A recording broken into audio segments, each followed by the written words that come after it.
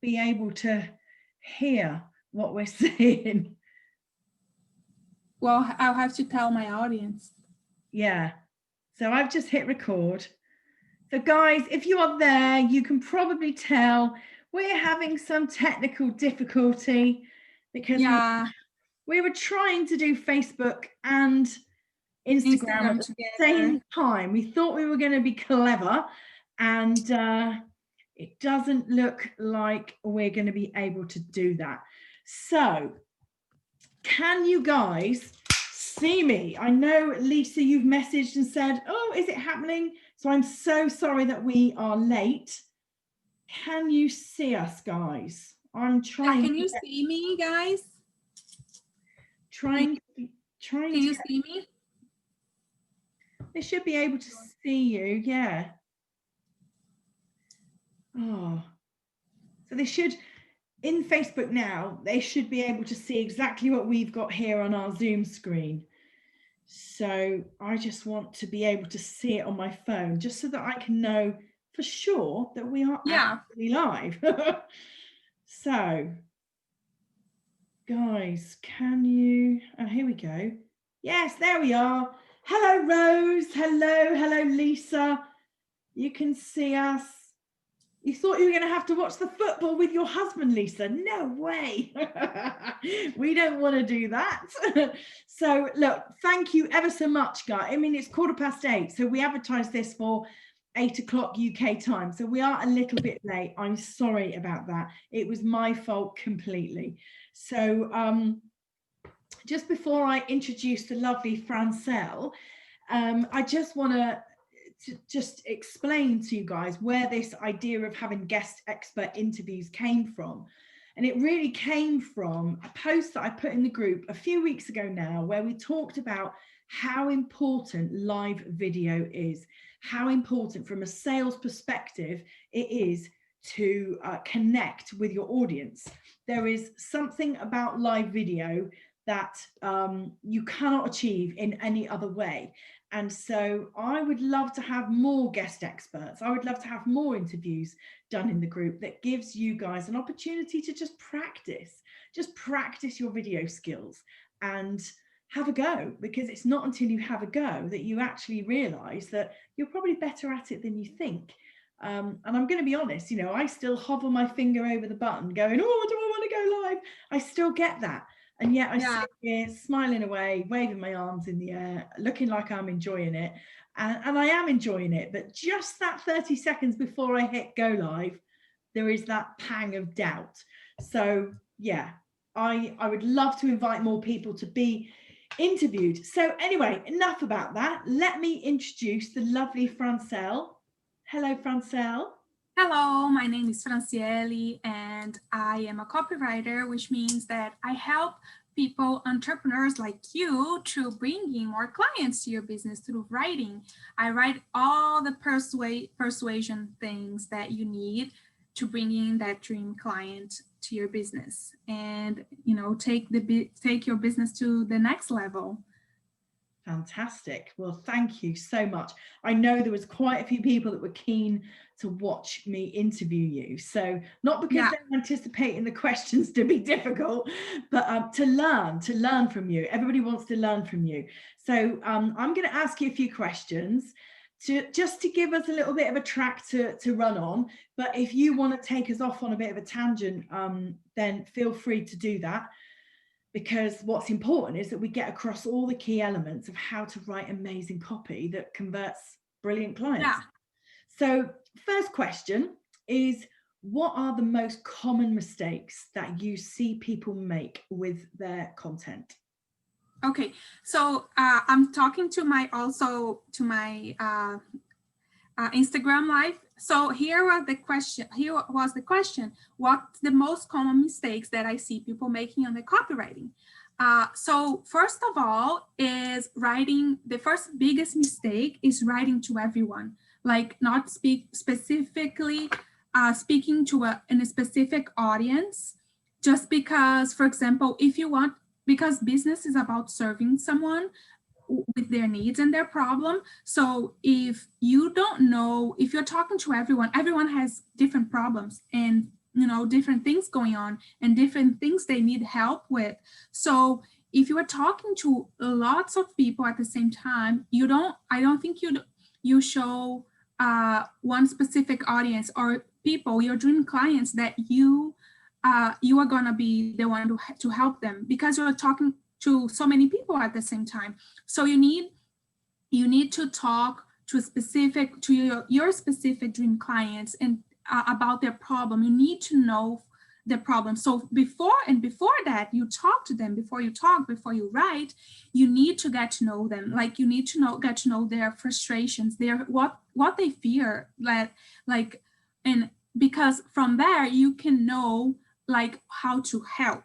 Because how can you offer help to someone, to your niche, if you don't know what they need help with? So that's the biggest mistake, speaking like general, being generic and not specific to pain points of a certain audience or your dream clients. The other mistake that I see is, for example, on email marketing, I see, because emails are different because each platform, they work differently, like Facebook, Instagram, you market yourself a little bit different. Facebook is more group, where you provide a lot of value. Instagram, you provide values, but a little bit different. On LinkedIn, there's a little bit more of formality. When you approach people, it's more of a corporate. So emails are more personal. For example, I see a lot of people doing emails to marketing, like with lots of graphic design. The first mistake about it is because these type of emails, they have higher chances to go to spam, because they have a lot of graphic design. So they are supposed to be more personal to the audience, like you are writing a letter to a friend. So it means that if you do a little mistake about spelling, doesn't matter, because it's personal. It's like you are writing a letter to a friend, and when people feel personal, they are more likely to trust you, because before you do the sales, you sell your service, you need to get the person to trust you, that you are gonna be the one solving their problem. So yeah, that's one of mistake. The other mistake is, like, when people grow their business, when they scale, they feel like they want to write it all, they want to do it all, and they end up not having time to focus. Copywriting, you need that education. I myself, when I write, like, it takes me time to think about what I'm going to write, the strategies, not trusting that someone will capture their voice. And when it comes when writing, it's also the mistakes that people make, or whoever writes for them make, is like not writing a headline that is catchy enough to get people to keep reading what they have to say. Because if your headline or if your hook, whatever the first sentence is not catchy enough, people won't be interested in reading what you have to say, the rest. So it has to be very, very catchy. The other mistake that I see people doing when they write is maybe not knowing what, like, how to, not being creative in like copywriting. You really don't have to be creative, but when it comes to like what to write, like repetitive things, but maybe not, you can't write just persuasive. Sometimes you have to write to give value as well, like be educational, to build trust. That's building trust, which is part of one strategies of doing a good of client to acquire clients. So yeah, and write storytelling, like storytelling. Only the other mistakes, when I see the other mistake I see people doing is just not, it's good when you write also to talk, especially on emails, to talk about your personal life, what's going on, so people can feel like because sometimes they are going on, there are things in their life that is similar to your life, what the situation they're living. So it's good to write about your life, what's going on, keep them updated, and so they can feel connected to you. And storytelling, it's a great way to make people feel connected, because even though if it's not storytelling through something in your business or a personal life, people will feel connected to what you are writing, to build trust. Because writing is not copywriting is about to write persuasively to sell, but you don't only write persuasive, you write to inform, you write to build connections, you write different things. Yeah. Okay, fantastic, thank you. So that was quite a few mistakes there. Which might make people think, oh no, this could be harder than I thought it was going to be. Before you proceed, can I share another big mistake before I forget? Yeah, go for it. I think one biggest mistake people do is when they scale their business, they give their VA to do the copywriting, or their content writer, which is like content writers, they're great, they nothing against, but content writing, you write more to inform and to give value and to keep people entertained. It's not really persuasive. It's not of a persuasive nature. So that's a big mistake, because then they have to train and tell the content writer or the VA how to do the work, because they don't know, right? So it's easier if they work closely with a copywriter, because then they know already the marketing strategies to help them to bring in more clients to their business. So I think a lot of people would probably think that copywriting and content writing is the same. Yeah, they're very similar, but content that's a good thing to mention the difference. Content is more to inform, to give value, to build trust, to make your brand look good, to build a connection with the reader and to engage that audience. But copywriting, it's more to persuade, to get people to buy. But a copywriter, they can write content, but a content writer not always can write good copy unless they get trained. It's not something that they can't learn, but I mean, copywriter can do both. Okay, that makes good sense. Just explaining the difference, that will probably really help some people. So can you give us what the outline of a really good Instagram caption might be? There are a lot of ways you could do is a good Instagram caption. First, again, the first line needs to be catchy so people can start reading it. Because sometimes people join your Insta or start following at a different stage where you're posting, and people tend to read your first posts. So I would say, first, a lot of posts with storytelling of your life with a good hook line, like so people can read with a story. For example, here, you can share it for coaches. For example, you can share a story of how you are feeling unfulfilled in your job, and like how you hate it, because a lot of people are going through that as well, and how your parents want you to do to live their dream, like to do that certain career that you didn't enjoy. You can do talk about, I got all notes here, the friends that abandoned you, like didn't leave you because they didn't support the whole coaching thing. They thought was like bullshit, or or even family members, sometimes they're not supportive. So lots of people are going through these things, and these stories, they build connection with you before you sell someone. So you need to build that connection. Also, you can also write a story about, for example, leaving a relationship that didn't serve you anymore, whether it's a love relationship, whether it's a friendship, or a toxic work environment of your your previous corporate job. Those stories, they build lots of connections, and they're really good.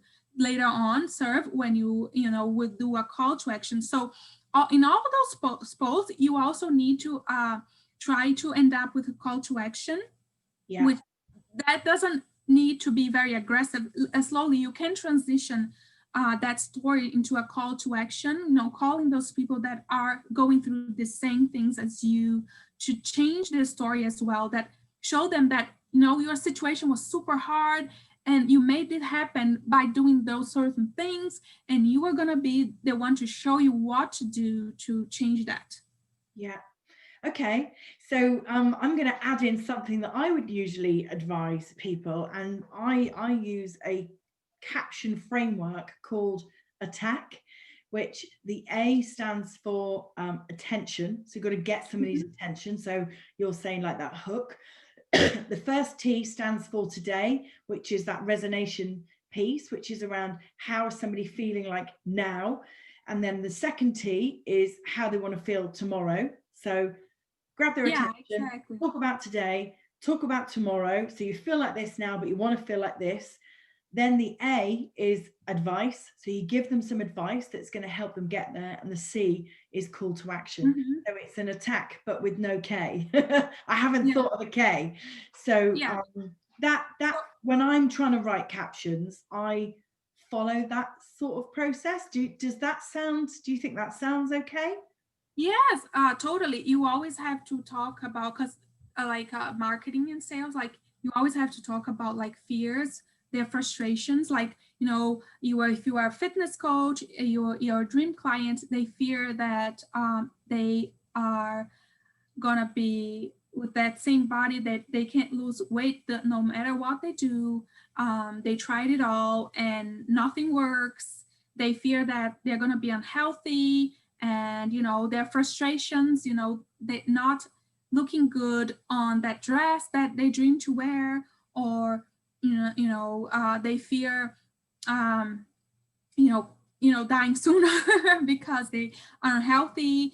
They fear that when they go on the beach, that their body is not gonna look as good. They have issues with self-confidence. So the fears, the frustrations they have at the moment, for business coaches, for example, is like getting stuck on their 9 to 5, not being able to live their life fully, not having time to dedicate to what is most important for them, which is their family, their friends, spending time with people they love.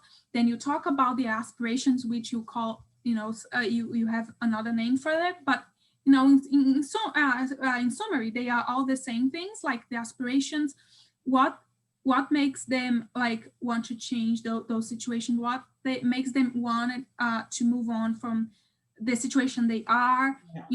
And their dreams, like how they want to be, like if it's like a person with obesity issue, like they want to lose weight, and you can totally produce those results because, oh my gosh, look at this client that you help, that was impossible to lose weight because her family is all obese. Or like with business coaching, look at this client, like she had no entrepreneurship past history before. She or he wants to become a coach as well, and he never done sales in his life. He fears sales. He or she feared being with people on the phone. And then in just 6 months or 45 days, how did this client got his first 5 paying clients just by having a program, and now his life is changed because he's not stuck, or she's not stuck at his 9 to 5 anymore. He's just like, he left that job, and now he's like making sales, making a lot of money, and just living the life that he dreamed of, traveling the world, things like that. Not the results only on their business, but on their life as well. Like, oh my gosh, look at what you're gonna have if you just do this, that I'm going to teach you, that I'm going to show you. And just, I'm special because the other coaches out there, they don't offer this that I'm offering. So yeah. Okay. So lots of storytelling there, lots of like, Exactly. relating, like really relating to your audience. So Exactly. one of the questions I was asked to ask you was about the actual way that you write. So would you advise people to use capital letters or small case, or does it not matter? And how would you use things like bold print and italic print? And would you use that in your copy to help make a point? Yes, usually on my copies, what I see with other very high paying copywriters, from the hook, you need to do something that catches their eyes. Like if you're writing something to write, everyone has a different style, but in general, like if you're writing something like too long paragraphs, it's tiring for the eyes to like keep reading it, even if it's too good. But I usually break on spaces, especially on social media, so people can keep reading. Things can keep flowing until the end, and it keeps like it's just like not tiring for the eye. Like also the graphic design needs to be not tiring for the eye as well, depending on like if it's like let's say a landing page or something. Yeah, it's that is a whole like psychology as well about make keeping the eye engaged, and like if it's a color that um, make the eyes tired at a certain point, the reader will be tired of reading it. I mean, but the copy is the most important thing, Yeah. but those little things Colors? as well that you need to do. That's fascinating. What colors make people feel tired when they're looking at them on a sales page?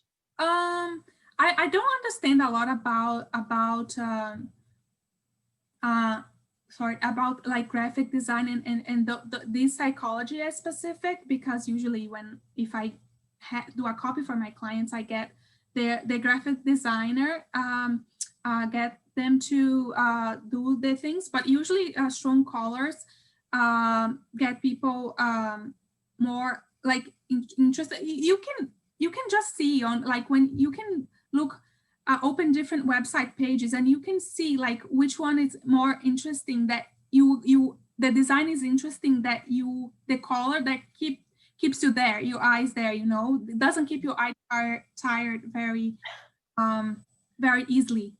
Yeah, that is fascinating.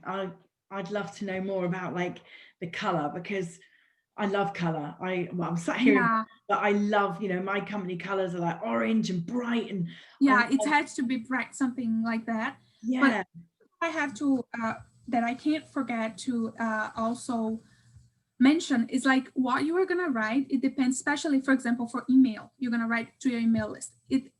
The what you're going to write is going to totally depend on what kind of leads and trigger and traffic sources these leads are coming from. So yeah, there are this whole psychology and this whole things that are important about your copywriting, but you have to also know the front end, like where does these leads come from to know what you're going to write, and the back end, like what do you want with it, what you are writing, the purpose of it.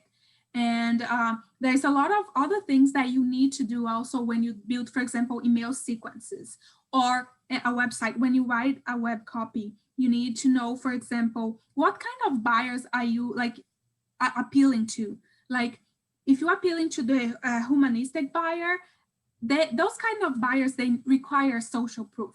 So for example, for that, what are you going to do? You're going to tell a story of this client, how you changed their life, right? How by using your product or your service, how um, it he went from 0 to I don't know 10K in yeah. like So the impact, you need to describe. yeah, like what impact, and that is the analytical buyer. Those kind of buyers, they need lots of details. So a details of the program you're offering, because they won't buy from you if they don't know the details of what you're offering, because they analyze every single aspect of like if you a product is really gonna fit their need.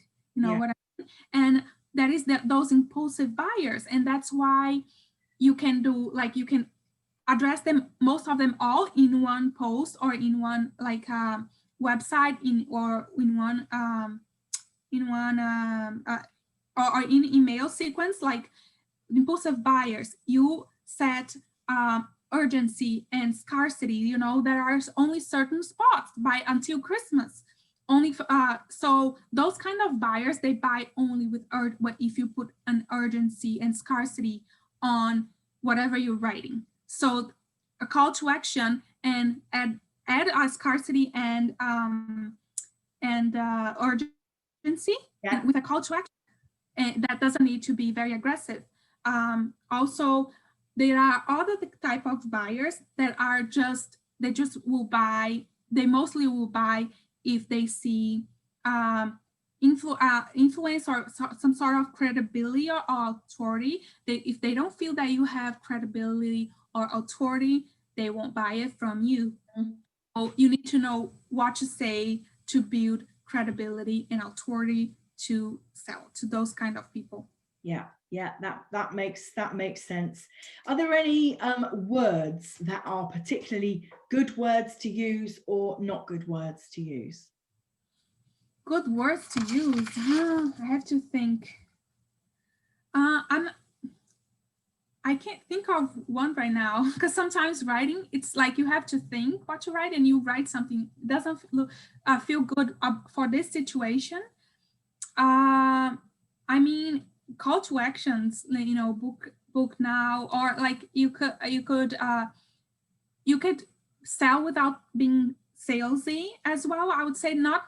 I wouldn't say specific words, but I would say the way you write in general, the tone and everything for those type of traffic sources that is coming into your website or email list or reading your captions.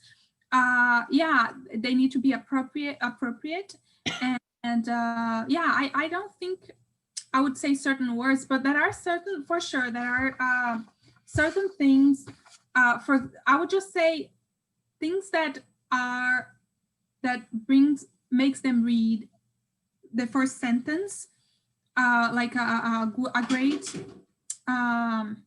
hook. That's what I would say, because honestly, I've seen coaches that they will use swearings when they're writing, and that works for them because they have people that will resonate with the kind of writing because they resonate with that kind of personality. So I wouldn't say there are words that you can't write or cannot, because also what you're going to write is going to reflect your personality and the person who you are, and there's always people that will resonate with that. Yeah. Some of the words that I know I've had personal success with are things like truth. So I'm going to tell you the truth about something, because that makes people think, oh, well, what is the truth? Do I not know what the truth is? If somebody told me a lie, I must read this. Yeah. I must know what she's going to say. Another one is like myth busting. I'm going to bust myths on a particular topic, because again, it makes people intrigued as to, well, what do you mean by that? Like, yeah. I know when I've written headlines that talk about busting a myth of X, whatever it is, then I would say a headline that is catchy, that they think that there's something that's missing that they don't know in general, but I don't think with specific words. That's my opinion. For example, 5 secrets about this that they think they don't know because it's secrets, right? Yeah. What about 4 things that's missing out on your email marketing? Things like that they think that they don't know that you are gonna be the one that's going to take them to know that whatever I would say, that great hook, a great title. That's what I would say. Yeah. Okay. Brilliant. Thank you so much. Well, it's 20 to 9, so we've been on for virtually half an hour. If people need to get hold of you, or they've got questions about copywriting, where can they get hold of you? Yes, they can email me, contact@writecopy.ca, or they can go on my Instagram and shoot me a DM, and I'll be very happy to give them free tips about how to improve their copy, and help them to know how can they land their first high-paying clients through writing really good copy. And yeah, I'll be happy to help them, because one thing they have to remember, copywriters are like, if you're hiring, working a copywriter, it's an investment. It's like you are hiring a salesperson to your store, where they're going to sell to you through using words, using the written word, and it's going to bring you a lot more clients. So it's and people need to think about us as an investment, not an expense, because we're going to sell for them, right? So yeah. Okay, and you're here in the group. You are a resident member of our group, so yes, thank you for inviting. Yeah, if people want to get hold of you, they know that they can ask you maybe in the group or tag you into things in the group. And if you've got tag me. Yeah, if you've got any lead magnets or anything that you want to post in the group, feel free to do that so that people in the group can benefit. And yes, yeah, sure. It's been lovely. Like, obviously when we had our call, it's lovely getting to know you, but it's fascinating, like learning about different ways to write copy, different ways to, understand the psychology, behind. Yes, there's a psychologist. Like I said, it's different from content. Content, you can just write, be so creative, what you're going to inform, right? And one last thing I want to tell people who are watching this is, please, that's why it's so important to work with a copywriter instead of hiring your VA or a content writer to do work that's going to bring your business more money and more clients. For example, they need to know what stage the people that are going to read what they're going to write are at, because there are 5 stages that the people that are going to write are at. There are stages where they are completely unaware of that they have a problem. So writing for this kind of people, it's like a different we use a different strategy, right? They don't even know they have a problem. We have those one that are problem aware. They know that they have a problem, but they don't realize that there are solutions to what their problem that they have. They are the fourth one that I would say is people that are problem aware, solution aware. They know that there are solutions. They haven't picked up one solutions, but they're not really convinced that you are the one that's going to bring the solution to their life or to their business or to whatever they're looking for, right? And there are the fourth one that are kind of type of people. They are product aware. They know, the prospect know, and they're aware of your product or what you're offering of your service, but they're not convinced that that's going to solve their problem. So you need a way to convince those people that this is going to solve their problem, that what you're offering, your offer. And the last one is people that are most aware. They know all about your product or your service or your offer, and they are almost sure they're going to buy it. They just need a few more details. So those kind of things are the marketing things that copywriters know, right? That any other person, they don't know how to help you to your business to scale. So that's why it's so important. And at any stages of business, a coach is important to work with a copywriter, whether you are starting because you want to scale, you want to bring in your more clients, leave your 9 to 5, or when you have scaled, because then you don't have time anymore and you just want to be in the CEO position and you want to keep those sales coming. So that's the thing that I have to say. Yeah, fantastic. Well, thank you so much for sharing that with us. So yeah, it's been lovely to have you, and thank you. And I will see you again very soon. Like, say bye to everyone. Bye. You're welcome. Bye, everyone. Take care. I hope your Instagram audience have. Yeah. Bye, everyone, and we'll talk soon. I hope that you could hear Rachel, but it didn't work out for us. I'm talking Instagram for us to do because the sound, we have technical issues. But yeah, thank you so much for participating. Yeah, well, I'll send you the video. All right. Yes, please. Thank you. Okay, bye guys. Bye. Bye.